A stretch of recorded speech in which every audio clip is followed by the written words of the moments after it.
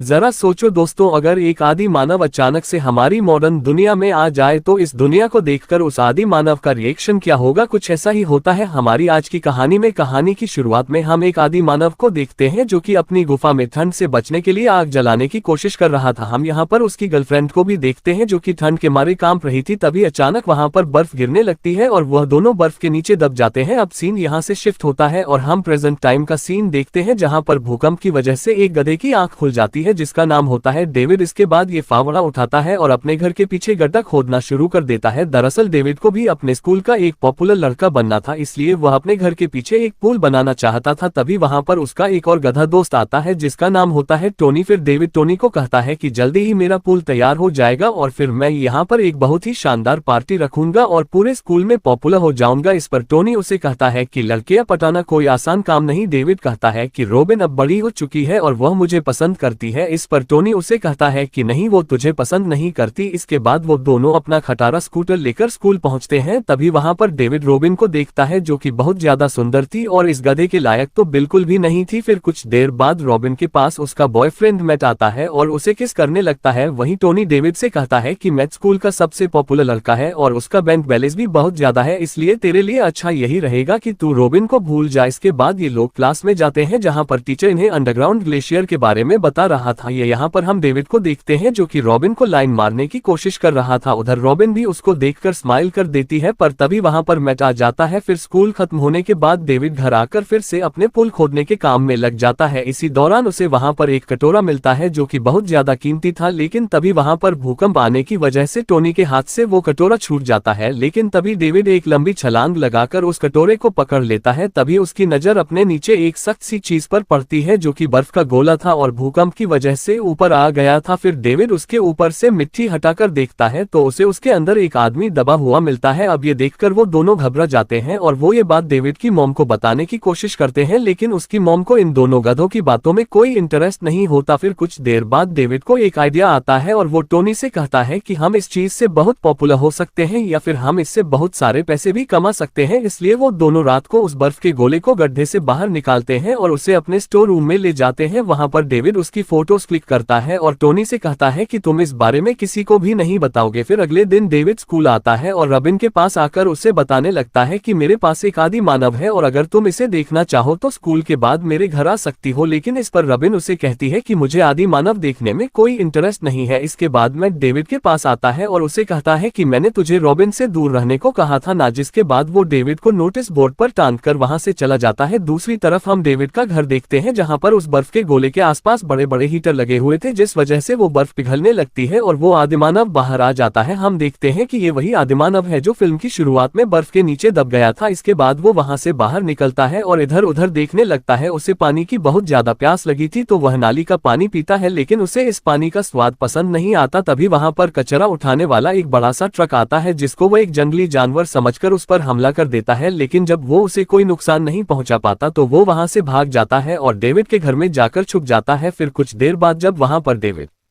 और टोनी आते हैं तो वहां पर उन्हें सिर्फ पानी मिलता है, जिसको देखकर वो दोनों गधे सोचते हैं कि शायद वह आदि मानव भी इस बर्फ के साथ पिघल गया होगा। इसके बाद वो दोनों घर के अंदर आते हैं जहां पर वो उस आदि मानव के हाथों के निशान देखते हैं। फिर वो दोनों उन निशानों का पीछा करते हुए डेविड के रूम में आते हैं और वहां पर देखते हैं कि वह आदि मानव वहां पर आग जलाने की कोशिश कर रहा है। फिर डेविड उसके पास आने की कोशिश करता है, लेकिन उसको देखते ही वह आदि मानव डर जाता है। तभी टोनी अपना लाइट जलाता है और उस आदि मानव को आग दिखाता है, जिसको देखकर वह आदि मानव शांत हो जाता है क्योंकि वह इसे ही तो काफी देर से जलाने की कोशिश कर रहा था। इसके बाद वो दोनों उसे नहलाने के लिए बाथ टब में ले जाते हैं और साथ ही उसके दांत ब्रश करने लगते हैं। इसके बाद वो उसके बालों को ट्रिम करते हैं और उसे उनके जैसे कपड़े पहना देते हैं। इसके बाद वह उसे आईना दिखाते हैं, जिसको देखकर वह आदिमानव डर जाता है और अपने पीछे देखने लगता है कि वहां पर कौन है। अब इसको नहलाने धुला का काम खत्म हो गया था तो अब वो दोनों उसके लिए एक अच्छा सा नाम सोचते हैं और फिर वो उसका नाम लिंक रख देते हैं। इसके बाद वो दोनों उसे भी अपने साथ स्कूल ले जाते हैं जहाँ वहाँ पर उसकी सुंदर को देखकर सभी लड़कियां उसकी दीवानी हो जाती हैं। जिसके बाद ये दोनों लिंक का यहाँ पर एडमिशन करा देते हैं। फिर वहाँ पर घूमते हुए लिंक की नजर रॉबिन और उसकी सहेली सारा पर पड़ती है और उन्हें देखते ही वह सीधा फर्स्ट फ्लोर से ग्राउंड फ्लोर पर जंप लगाता है। फिर वो भागते हुए सारा के पास आता है और उसके बालों को सूंघने लगता है। अब इससे पहले कि वो उसे वहीं पर ही दबोच लेता, वहाँ पर डेविड और टोनी आ जाते हैं और उसे ऐसा करने से रोक लेते हैं। फिर रॉबिन उससे पूछती है कि यह कौन है, जिस पर डेविड उसे कहता है कि यह मेरा दोस्त है और मेरे घर पर रुका हुआ है। फिर उनके जान आने के बाद सारा रॉबिन से कहती है कि यह सिर्फ मेरा है और प्रोम पार्टी में मैं सिर्फ इसी के साथ जाऊंगी। इसके बाद हम क्लासरूम का सीन देखते हैं जहां पर लिंक बोर्ड पर प्राचीन पेंटिंग्स बनाने में लगा हुआ था। तभी वहां पर मैट उसे देखता है और उनसे पूछता है कि यह गधा कौन है। सारा कहती है कि यह दूसरे देश से आया है और यह बहुत ज्यादा हैंडसम है। फिर स्कूल खत्म होने के बाद टोनी और लिंक एम्यूजमेंट पार्क जाते हैं और वहां पर बहुत ज्यादा मजे करते हैं। इसके बाद रात को ये लोग एक पार्टी में जाते हैं जहां पर रॉबिन और सारा पहले से ही मौजूद थी। फिर सारा दौड़कर लिंक से चिपक जाती है और उसे कहती है कि तुम इन गधों के साथ मत रहा करो। वहीं डेविड रॉबिन के पास आकर उसे एक फोटो दिखाता है और उसे कहता है कि क्या तुम्हें याद है हम दोनों बचपन में साथ में नंगे नहाया करते थे। अब इस फोटो को देखकर रॉबिन को बहुत शर्म आती है और वो उसे अपने पास रख लेती है। फिर मैट जब डेविड को उसकी आइटम पर लाइन मारते हुए देखता है तो वो उसे पकड़ लेता है और मारने लगता है। इसके बाद हम लिंक को देखते हैं जो कि वीडियो गेम खेल रहा था। फिर जब वो मैट को डेविड को परेशान करते हुए देखता है तो वो मैट पर चिल्लाने लगता है, लेकिन तभी मैट उसको एक मुक्का मारता है जिससे लिंक का मुंह सूज जाता है। इसके बाद मैट रॉबिन के पास जाता है और उसे यहाँ से चलने को कहता है, लेकिन रॉबिन उसकी इस हरकत से गुस्सा थी और वो उसे ब्रेकअप कर लेती है। फिर वो तीनों वापस अपने घर आ जाते हैं और वो दोनों वहाँ पर लिंक को फाइटिंग की वीडियो दिखाकर उसे फाइट करना सिखाते हैं। फिर अगले दिन हम स्कूल में देखते हैं कि मैट से मार खाने के बाद लिंक पूरे स्कूल में फेमस हो गया था और अब स्कूल की सभी लड़कियां उस पर लाइन मारने लगी थी। वो सबका फेवरेट हो गया था और सभी उसके साथ दोस्ती करना चाहते थे। फिर अगले दिन स्कूल में ड्राइविंग क्लास होती है जिसमें आज कार ड्राइव करने की बारी लिंक की थी। अब वो खुशी से नाचता हुआ ड्राइविंग सीट पर बैठ जाता है और कार को चालू करने लगता है। वहीं डेविड और टोनी भी उससे देख लेते हैं और समझ जाते हैं कि अब कुछ बड़ा कांड होने वाला है। वो दोनों भागकर कार के अंदर घुसने की कोशिश करते हैं पर तभी डेविड देखता है कि रॉबिन तो पहले से ही वहां पर मौजूद थी। इसके बाद लिंक अपनी ड्राइविंग स्किल्स दिखाते हुए दो पहियों पर ही कार को पूरे शहर में घुमाता है और फिर कार को एक जगह पर रोककर एक बार के अंदर चला जाता है। फिर वो तीनों भी उसके पीछे पीछे उस बार में चले जाते हैं। वहां पर